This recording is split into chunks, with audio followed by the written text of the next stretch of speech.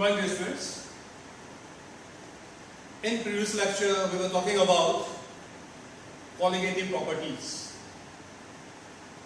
and I have told you the definition of colligative properties as the properties of the dilute solution which depends on the number of moles of solute but not on their nature are called colligative properties. And we have covered two colligative properties. First, relative lowering of vapor pressure, and second, elevation in boiling point. In today's lecture, we will cover third colligative property, that is depression in freezing point. You know it very well that for pure water, the value of boiling point is 373 Kelvin or 100 degrees Celsius, and the freezing point of water is 0 degrees Celsius or 273 Kelvin. If some impurities are added, or we can say some non-volatile solute or simply solute is added to water, then the value of boiling point will rise while the value for freezing point will decrease.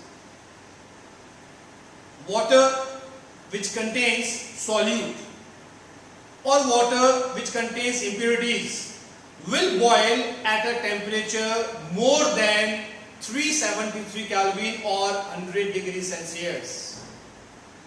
And if the water contains impurities or solute, then the same water will freeze at a temperature lower than 273 Kelvin or 0 degrees Celsius. The freezing point will be lowered, or we can say freezing point will decrease. So the difference in the freezing point of pure water or pure solvent and freezing point of solution or water present in solution is called depression in freezing point. So here graphs can be plotted between vapor pressure and temperature. Here we are having the graph for pure solvent, and here we are having graph for solution. You know it very well. The graph for solution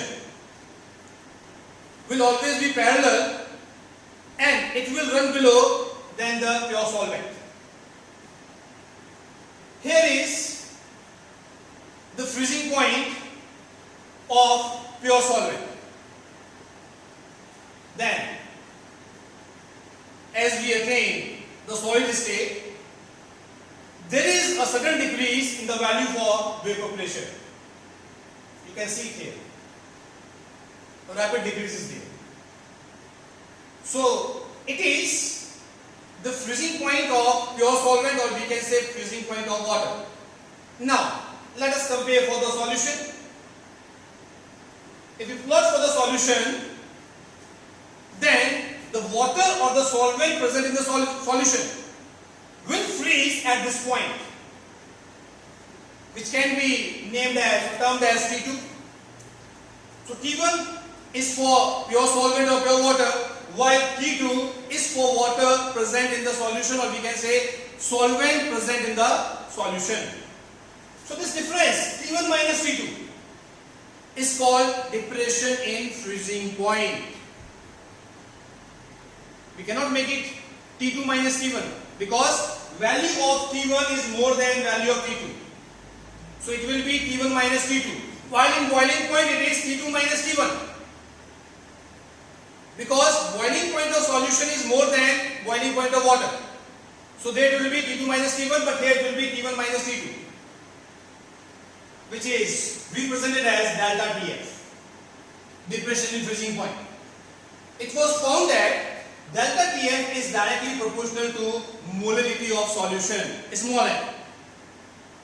And you know it very well that molality in turn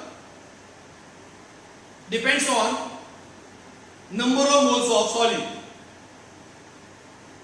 So we can say that delta TF depends on number of moles of solute. Hence it is a colligative property. So delta TF is proportional to small m. Remove this sign of proportionality, we will get a constant which is called Kf. So formula becomes delta TF equals to Kf into m, where Kf is called freezing point depression constant and its unit is Kelvin kilogram per mole. The value of Kf for different solvent will be different. Just we are having value of Kb. Now, how to use this colligative property for the calculation of molar mass of solute? We know it very well that delta TF equals to Kf into m. And what is molality? Number of moles of solute present in 1 kilogram of solvent. So formula for small m, that is molality, can be written as Wb by mb into 1000 by Wa in gram. So put this formula of m here. We get delta TF equals to Kf into Wb by mb into 1000 by Wa in gram. Now rearrange the equation or the expression so that we can get the formula for mb. So just take mb on left hand side and delta TF on right hand side. It becomes mb equals to Kf into Wb into 1000 divided by delta TF into Wa in gram. In this manner, the value for molar mass can be calculated if the value for delta TF, that is depression in freezing point, is given.